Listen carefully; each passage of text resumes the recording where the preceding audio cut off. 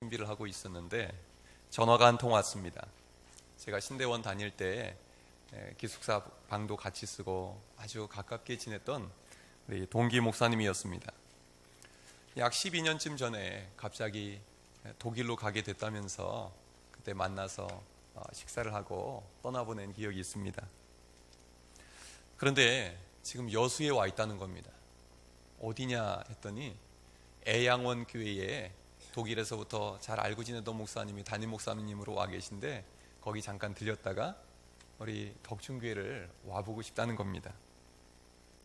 그리고 잠시 후에 제 동기 목사님이 가족들과 함께 또 애양원 교회 담임 목사님과 함께 저희 교회를 들렸습니다. 우리 교회 예배당도 들어와 보고 교회 구석구석을 둘러보면서 교회가 너무나 아름답다. 그리고 공간이 하나하나가 참 쓸모있게 되어 있다. 교회 위치도 너무 좋다. 그러면서 칭찬을 많이 하는 겁니다. 이야기를 나누다 보니까 재미있게도 세 집 다 자녀가 셋이었습니다. 저희 집은 아들, 딸, 애양원 교회 목사님은 딸, 아들, 독일에서 오신 목사님은 아들. 자, 이렇게 자식 부자들끼리 저녁을 먹으러 갔습니다.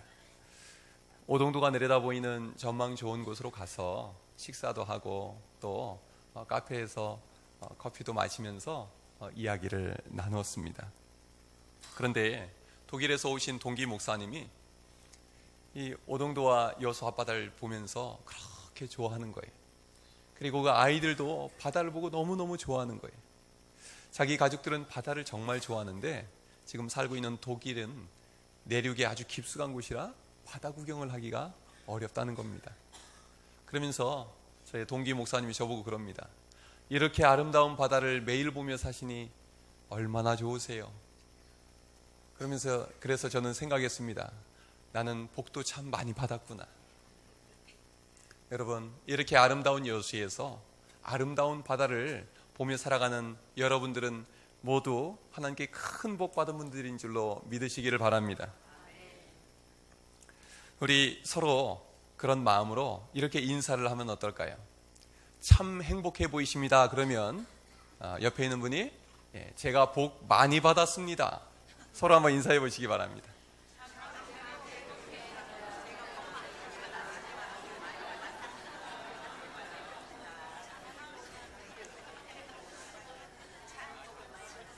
서로 인사하고 나니까 더 행복해 보이시고 하나님이 더 많은 복을 주실 줄로 믿습니다.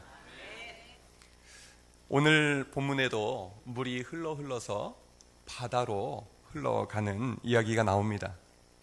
그런데 오늘 본문에 나오는 바다는 우리 여수에서 볼 수 있는 바다처럼 그렇게 아름다운 바다가 아니었습니다. 물고기들이 살 수 없는 죽은 바다였습니다. 그리고 그 바다까지 흘러가는 강물도 주위가 푸르고 생기가 넘치는 그런 강 주변이 아니었습니다. 황량하고 메마른 곳이었습니다. 그런데 그곳이 모두 바뀌어버립니다. 강가에는 푸르르고 열매 맺는 나무들로 가득 줄을 섭니다. 그리고 죽어있던 바다에는 생기가 넘치고 온갖 물고기들이 심이 많아 번성하게 되었다. 그렇게 말씀하고 있습니다. 혹시 여러분들 중에서도 메마르고 황량한 삶을 살아가고 계신 분들은 안 계십니까? 오늘 여러분의 인생도 본문의 말씀처럼 그렇게 아름답게 변화되기를 주님의 이름으로 축원합니다. 그렇다면 이렇게 아름답고 놀라운 변화가 어떻게 일어나게 된 것일까요? 오늘 본문에서 하나님은 우리에게 그 답을 들려주십니다. 첫 번째 답입니다. 같이 해보시겠습니까?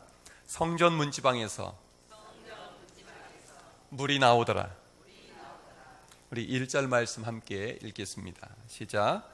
그가 나를 데리고 성전문에 이르시니 성전의 앞면이 동쪽을 향하였는데 그 문지방 밑에서 물이 나와 동쪽으로 흐르다가 성전 오른쪽 제단 남쪽으로 흘러내리더라. 아멘. 오늘 본문의 배경 이야기는 이렇습니다. 이스라엘 백성들이 하나님을 버리고 우상 숭배하고 불의를 행하면서 살아갈 때에 하나님께서 기다려주시고 책망하시고 인내하시다가 결국은 이스라엘 백성들을 무서운 심판으로 치셨습니다. 그들의 영적인 기둥이었던 예루살렘 성전은 불타버렸습니다. 하나님의 영광은 떠나갔습니다. 그리고 이스라엘의 왕을 비롯하여서 또 지도층들은 다 포로로 끌려 바벨론에 가서 포로 생활을 해야 했습니다. 그들은 눈물의 세월을 보내고 있었습니다. 언제 해방될지 기미가 보이지 않았습니다. 그리고 고국이 회복될 가능성도 없어 보였습니다. 그런데 오늘 본문에 속해 있는 에스겔 40장에서 48장을 보면 하나님이 에스겔에게 완벽하게 회복된 예루살렘 성전의 모습과 이스라엘 땅의 모습을 환상으로 보여주십니다. 그리고 여호와의 영광이 예루살렘으로 돌아옵니다. 모든 문제가 다 해결됩니다. 뿐만 아니라 이전에 가장 좋았던 시절보다 더 아름답고 복된 시절이 돌아오게 되는 모습을 보여주십니다. 여러분, 하나님은 우리의 고난의 너머에 가장 아름답고 좋은 시간을 예비해 두신 줄로 믿으시기를 바랍니다. 놀랍게도 이 모든 변화의 시작은 아주 작은 곳에서 시작이 됩니다. 그것은 바로 성전 문지방이었습니다. 성전은 동쪽에 출입문이 나 있습니다. 그 성전 동쪽에 나 있는 출입문의 문지방, 더 정확히 말하자면 틈새에서부터 물이 흘러나오기 시작했습니다. 그리고 에스겔이 서 있는 동쪽으로 흐르다가 성전 오른쪽에 있는 제단 남쪽으로 해서 물이 흘러갔습니다. 3년 전 여름 한 요맘때쯤 될 것 같은데요, 제가 저희 첫째 아들하고 지리산 완주를 했습니다. 그래서 지리산 완주를 해서 천왕봉을 넘어서 곧바로 내려가려고 하는데 거기에 샘이 하나가 있었습니다. 이름은 천왕샘, 천왕봉에 천왕샘이 있었습니다. 그런데 샘이 얼마나 작은지 바위 틈에서 쫄쫄쫄쫄 흘러서 바위 틈에 고여 있는데요, 작은 이 주먹만한 바가지로 겨우 물 한 모금 떠먹을 만큼 그렇게 작은 샘이었습니다. 그런데 옆에 이런 설명이 붙어 있었습니다. 이곳 천왕샘은 경남 지역의 식수원인 남강댐의 발원지입니다. 이곳에서 솟구친 물은 덕천강을 따라 흘러 남강을 이루어 낙동강으로 흐르게 됩니다. 이렇게 작고 미약한 적은 양의 샘물로부터 그 거대한 낙동강 줄기가 시작이 된다는 것입니다. 참 신기했습니다. 하나님께서 하시는 일이 이와 같습니다. 하나님의 일은 갈수록 작아지고 흐려져서 사라지는 것이 아닙니다. 반대입니다. 하나님의 일은 갈수록 깊어집니다. 갈수록 넓어집니다. 갈수록 힘을 얻습니다. 그래서 멀리 힘차게 흘러가는 줄로 믿으시기를 바랍니다. 기독교가 처음 시작됐을 때는요, 너무나 약해 보였습니다. 너무나 작아 보였습니다. 박해가 예루살렘에 일어났을 때 이제 곧 기독교인들은 사라질 것이라고 생각이 되었습니다. 그런데요, 고난과 핍박 속에서 기독교 신앙인들은 더 믿음이 깊어졌습니다. 그 영향력은 더욱더 넓어졌습니다. 그리고 그 복음은 이 제자들을 통해서 멀리 땅끝까지 이르러 우리 이곳 여수까지 온 줄로 믿으시기를 바랍니다. 작은 문지방에서, 성전 문지방에서 흘러나온 그 작은 물이 온 세상을 가득 덮고도 남음이 있었던 것입니다. 성전 문지방에서 흘러나온 물은 오늘 우리에게 어떤 의미가 있을까요? 예수 그리스도께서 십자가 위에서 흘리신 보혈과 연결지어 생각해 볼 수가 있습니다. 예수님은 우리의 모든 죄를 대신 지시고 죄값을 대신 치러주시기 위해서 십자가 위에서 보혈 흘려 죽으셨습니다. 예수님께서 다 이루었다 말씀하시고 그 영혼이 떠나가셨습니다. 요한복음 19장 34절에서는 이렇게 기록합니다. 그 중에 한 군인이 창으로 옆구리를 찌르니 곧 피와 물이 나오더라. 예수 그리스도의 옆구리에서 흘러나온 피와 물은 십자가를 따라 흘러내렸습니다. 그리고 십자가가 박혀있는 그 땅에 내려와서 사방으로 퍼져 흘렀습니다. 그러므로 여기서 말하는 성전 문지방에서 나온 물은 예수 그리스도께서 우리를 위해 흘려주신 피와 물이라 생각할 수 있습니다. 예수님께서는 이렇게 말씀하셨습니다. 너희가 이 성전을 헐라 내가 사흘 동안에 일으키리라. 우리 주님의 몸이 성전이라는 것입니다. 그런데 주님의 그 몸에서, 성전인 몸에서 피와 물이 흘러나왔다는 것입니다. 예수님의 12 제자들의 뒤를 이어서 초대교회의 교부들이 있었습니다. 그들은 이 장면을 이렇게 설명합니다. 하나님은 아담을 잠들게 한 후에 그의 옆구리에서 하와를 만들어내셨다. 또한 하나님은 두 번째 아담인 예수 그리스도께서 십자가 위에서 잠드셨을 때 그의 옆구리에서 교회를 만드셨다. 예수 그리스도의 그 십자가의 보혈, 그 주님의 몸에서 흘러나온 물과 피로 인해서 오늘 우리는 구원받게 된 줄로 믿으시기 바랍니다. 그렇게 교회는 시작되었고 그렇게 우리는 예수님을 만나게 된 것입니다. 이것이 오늘 성찬식으로 세례로 이어져서 교회를 교회되게 하고 신앙을 신앙되게 하는 것입니다. 그 물과 피는 예수 그리스도께서 우리를 위해 내어주신 자신의 생명입니다. 주님이 우리를 살려내셨습니다. 주님께서 우리를 위해 흘려주신 그 물과 피는 바로 주님의 사랑입니다. 강물같이 흘려주신 주님의 은혜입니다. 오직 예수님만이 우리의 답인 줄로 믿으시기 바랍니다. 우리가 아무리 몸부림쳐봐도, 우리가 아무리 애써봐도 지울 수도 없고 떨칠 수 없는 그 모든 죄악을 예수 그리스도의 보혈로, 예수 그리스도의 그 생명의 물로 씻어 주신 것입니다. 그래서 우리의 모든 답은 예수 그리스도의 십자가에 달려있는 것입니다. 찬송가 150장 갈보리산 위에 십자가 섰으니 찬송하십니까? 가사를 아시는 분은 같이 불러보셔도 좋겠습니다. 갈보리산 위에 십자가 섰으니 주가 고난을 당한 표라. 내가 십자가를, 다시요, 험한 십자가를 내가 사랑함은 주가 보혈을 흘림이라. 최후 승리를 얻기까지 주의 십자가 사랑하리. 빛난 멸류관 받기까지 험한 십자가 붙들겠네. 아멘. 오직 주님께만 구원이 있습니다. 오직 주님께만 평안이 있습니다. 오직 주님 안에만 참된 안식이 있습니다. 주님을 만나야만 우리는 참된 만족을 누릴 수가 있습니다. 그것이 바로 우리가 누릴 수 있는 진짜 행복인 것입니다. 사랑하는 여러분, 예수님만 바라보시기를 바랍니다. 예수 그리스도의 십자가만 붙드시기를 바랍니다. 주님의 보혈을 의지하여 오늘도 은혜 충만한 삶, 승리하는 삶을 살아가시길 주님의 이름으로 축원합니다.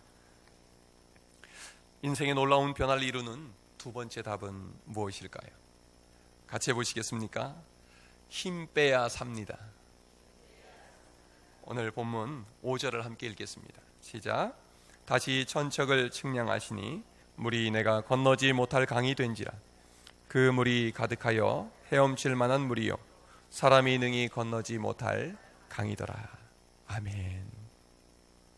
에스겔 선지자는 성전 동편에 있는 출입구 문지방에서 흘러나오는 물을 보았습니다. 그런데 천사인 안내자가 이 에스겔을 데리고 북편 문으로 나갑니다. 그래서 길게 돌아서 다시 동편에 있는 문 앞으로 도착합니다. 자, 거기서 오른쪽에서 물이 스며 나오고 있었는데요, 천사는 그때부터 줄을 들고, 지금으로 말하면 자가 되겠죠, 그것을 들고 이제 천척을 헤아립니다. 한 척은 약 50cm쯤 됩니다. 그러면 천척을 재고 나면 몇 미터가 되겠습니까? 500m. 500m를 길이를 잰 다음에 에스겔에게 거기를 지나가 보게 만듭니다. 지나가 보니까 물이, 조금 흐르던 물이요, 500m 지나고 나니까 발목에 찹니다. 거기부터 또 천척을 또 셉니다. 그리고 와서 지나가 보게 합니다. 이번에는 무릎까지 찹니다. 또 천척을 재고 지나가 보게 합니다. 어디까지 닿았을까요? 허리까지 물이 찼습니다. 그리고 또 천척을 재고 지나가 보게 합니다. 그런데요, 지나갈 수가 없습니다. 왜요? 너무 깊어서 그곳은 걸어서 지나갈 수가 없었던 것입니다. 걸어서 지나갈 수 없는 물은 어떻게 지나가야 됩니까? 헤엄쳐야 하지요. 헤엄치기에 넉넉한 큰 강이 되었던 것입니다. 성전 동쪽 문지방에서 시작된 작은 물줄기가 점점 더 깊어지고 점점 더 넓어지고 점점 더 많아져서 사람이 건널 수 없는 헤엄칠 만한 큰 물이 되었다는 것입니다. 에스겔은 이제는 그 환상 가운데서 헤엄을 치고 있었던 것 같아요. 요즘 같았으면 얼마나 좋겠어요. 이 폭염의 무더위에 시원한 물에서 마음껏 헤엄을 치면 몸도 시원하고 마음도 너무너무 즐겁지 않았겠습니까? 그런데 여러분, 여기에서 저는 중요한 신앙의 원리 하나를 봅니다. 헤엄을 치려면 우리 몸에 있는 힘을 어떻게 해야 될까요? 헤엄쳐 보신 분들은 아시죠? 힘을 빼야만 합니다. 힘을 빼지 않으면 물속에서 어떻게 됩니까? 가라앉죠? 제가 신대원 다닐 때 워낙 수영을 잘 못해서 거의 맥주병 수준이어가지고 수영을 배워야겠다 해가지고 수영을 배우러 한 3개월 다닌 적이 있습니다. 저는 뭘 해도 좀 열심히 하는 편이라 가서 엄청 열심히 팔을 휘저었는데 힘만 들고 자꾸 물속으로 가라앉는 거예요. 그래서 꼬록꼬록 물 먹고 또 고개 들었다가 다시 한번 해보고, 그래도 수영이 늘지를 않아요. 그때 수영 코치가 다가와서 저한테 얘기합니다. 힘 좀 빼세요. 물과 싸우려고 하지 마세요. 물을 믿고 몸을 물에 맡겨보세요. 그럼 몸이 뜰 겁니다. 힘을 빼면 가라앉을 것만 같은데 제 몸에 힘을 빼고 물에 몸을 딱 뒤로 누워서 맡겨봤더니 몸이 뜨기 시작했습니다. 그리고 그때부터 수영을 배웠는데요, 수영이 늘더라고요. 지금 제가 수영을 잘할까요, 못할까요? 못합니다. 왜 그럴까요? 그 3개월 이후로 수영을 안 했어요. 그랬더니 그때 배운 걸 다 까먹었나 봐요. 수영장에 가서 또는 바다에 가서 한번 들어가 보니까 자꾸 물속 깊이 빠져드는 거예요. 허우적대다가 물 많이 먹고 나서는 그 다음부터 수영 잘 안 합니다. 그런데요, 신앙의 원리가 이것과 같다는 거예요. 믿음 생활을 잘하려면 어떻게 될까요? 우리가 힘을 빼야 합니다. 힘을 바짝 주고 믿음 생활을 하면 이 믿음 생활이 잘하지가 않습니다. 내가 내 생각, 내 경험을 꽉 붙들고 놓지 않으면 하나님의 말씀이 믿어지지가 않습니다. 내가 열심히 해서 교회에서 인정받아 봐야겠다, 그런 마음으로 봉사하면 빨리 지칩니다. 그리고 내 열심 때문에 나도 힘들고 주위 사람들도 힘들어집니다. 그런데 힘을 빼면 어떨까요? 예배 시간에 나의 모든 힘을 빼고 은혜 안에 내 몸을 맡겨버리는 것입니다. 내 마음을 온전히 하나님께 맡겨드리는 것입니다. 하나님, 저를 받아주십시오. 이 죄인을 받아주시옵소서. 저의 모든 죄를 깨끗게 하여 주옵소서. 예배 가운데 하나님이 우리 마음에 평안함을 주십니다. 하나님, 제가 듣겠습니다. 제가 순종하겠습니다. 말씀해 주십시오. 나의 모든 선입견을 내려놓고 오직 하나님의 말씀에 집중할 때 하나님의 말씀이 이해되고 그 말씀이 믿어지고 그 말씀이 우리를 변화시키는 줄로 믿으시기를 바랍니다. 여러분, 신앙의 두 번째 원리가 뭐라고요? 힘을 빼고 주님을 잘 믿을 수 있기를 바랍니다.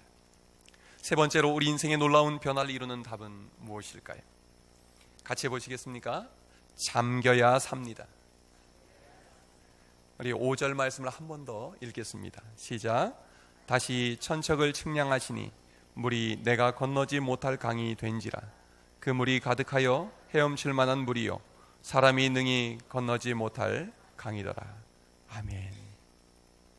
편안하게 수영을 하려면 우리 몸에도 힘이 빠져야 되지만 또 하나가 필요합니다. 물의 양이 어때야 될까요? 충분해야 되겠죠. 아까 천척을 세고 났더니 물이 어디까지 찼습니까? 발목까지 찬 물을 가지고는 헤엄칠 수가 없습니다. 무릎까지는요. 몸을 누우면 잠글지는 모르겠지만 헤엄칠 수는 없습니다. 기어다녀야겠죠. 허리까지 차면 어떨까요? 헤엄칠 수 있지요.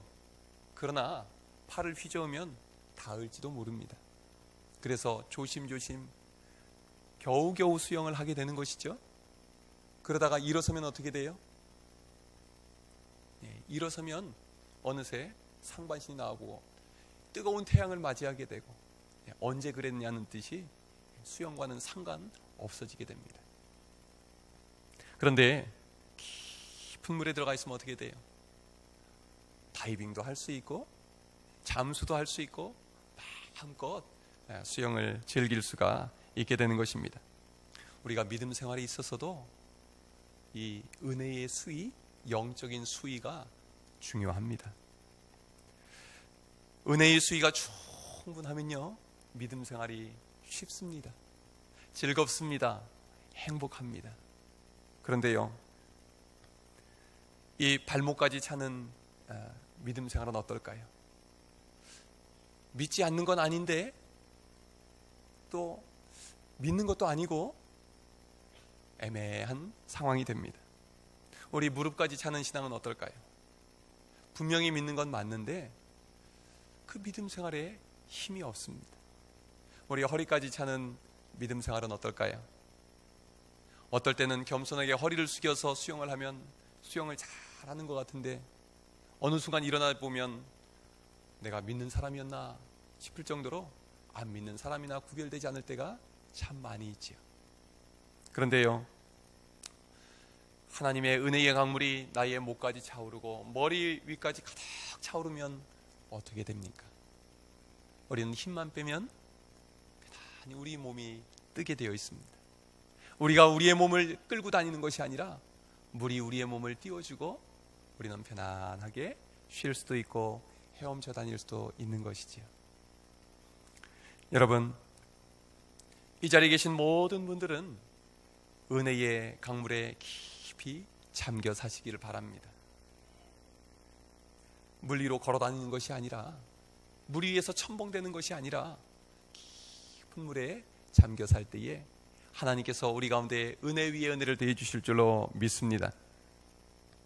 우리가 강물에 잠겨 있다는 것은 깊이 잠겨 있다는 것은 나의 자아가 죽은 것을 의미합니다. 나는 죽고 오직 주님만이 내 안에서 역사하시는 거예요. 주님께서 나의 입술을 주장하여 주셔서 은혜로운 말이 흘러나오게 하십니다.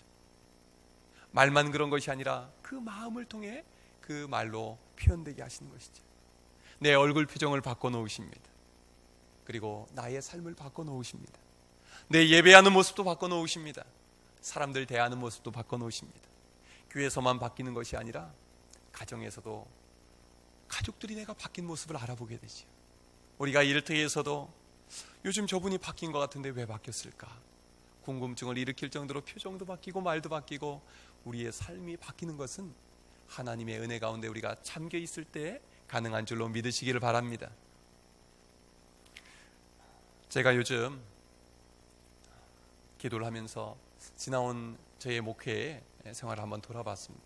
우리 덕춘교회에 와서 지나온 생활을 돌아보니까 참 하나님께서 감사할 일도 많이 주셨고 은혜도 많이 주셨고 우리 덕춘교인들에게 사랑도 참 많이 받게 하셔서 얼마나 감사한지 그 마음을 갖게 됐습니다. 더불어서 저는 어떻게 목회를 해왔을까 생각해 보니까 나름대로 열심히 해보려고 한 것 같아요. 이래저래 게으르게는 하진 않았으니까 정말 수고하고 애썼다고 생각을 했습니다.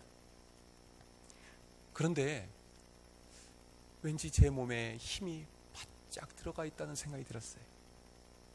이 힘이 빠져야 목회도 편안하고 설교도 편안하고 또 우리 교인들과도 편안하게 대해야 할 수 있는 것인데 제가 잘해보려고 하고 뭔가 보여주려고 하고 그러면서 제 몸에 힘을 바짝 주고 목회를 하고 있었다는 생각이 들었습니다. 힘을 바짝 주면 떠오를 수가 없다는 것이죠. 하나님께서 나에게 지혜를 주시는구나. 정재야, 좀 힘 좀 빼라. 그러시는 것 같았어요. 여기는 여러분들도 힘 빼고 주님께 모든 것을 맡기고 믿음 생활하실 수 있기를 주님의 이름으로 축원합니다. 더불어서 우리가 하나님의 은혜 가운데에 잠겨 있어야 하는 이유가 있습니다. 그 이유는 우리는 누구나 연약한 질그릇같이 어딘가가 깨어져 있고 금이 가 있는 인생이기 때문에 그렇습니다. 여러분, 깨어진 항아리에 물을 아무리 많이 부어도 어떻게 되겠어요? 다 빠져나가 버리죠. 밑 빠진 독이란 말 있지 않습니까? 밑이 빠져버렸는데 아무리 갖다 들이부어본들 한 방울도 남아있지 않습니다.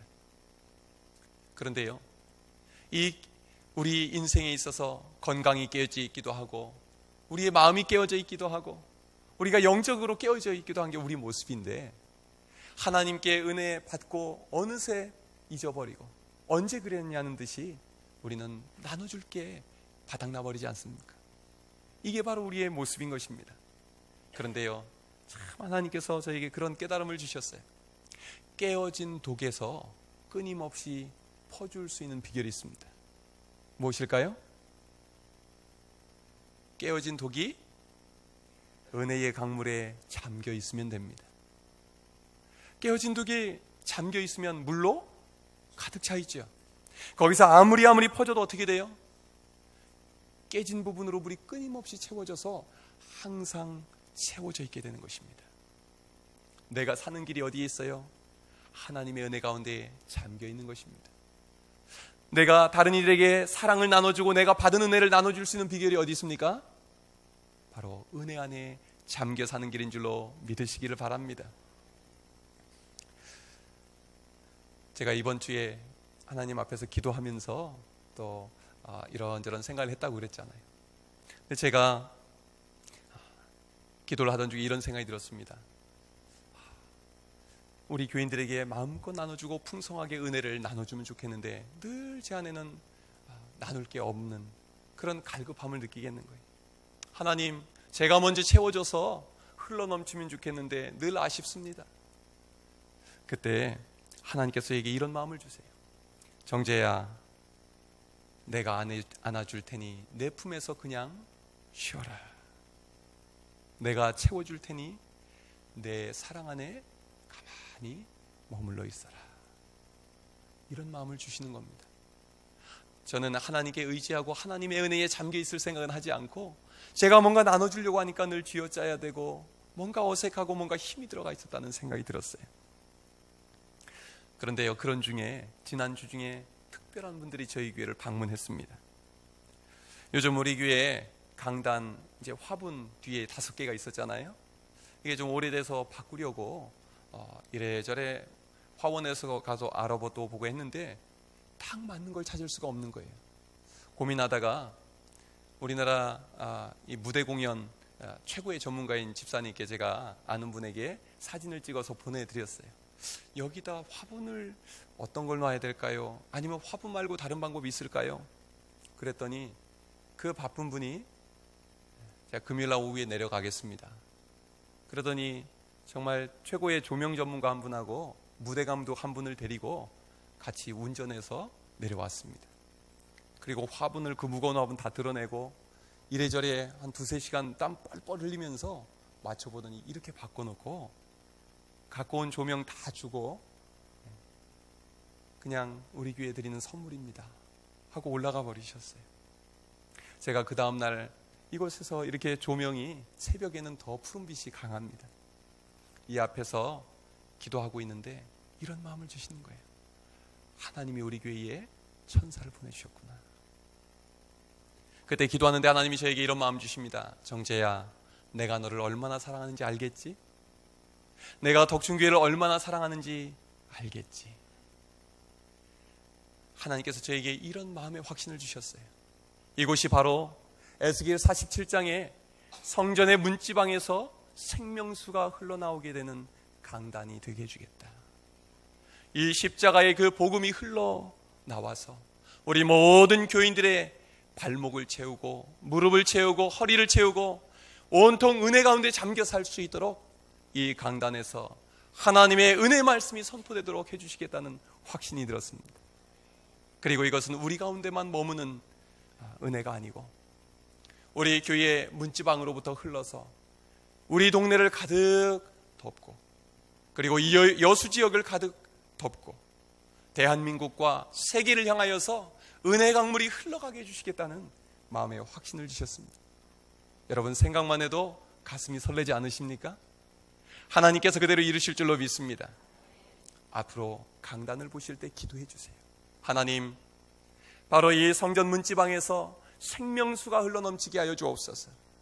설교하는 저를 통해서 먼저 은혜 주시고 그 은혜가 넘쳐 흐르게 해주시고 교회 밖으로 사방으로 흘러가서 이 지역을 살려내고 온 세상을 살려내는 덕충교회 삼아 주시옵소서.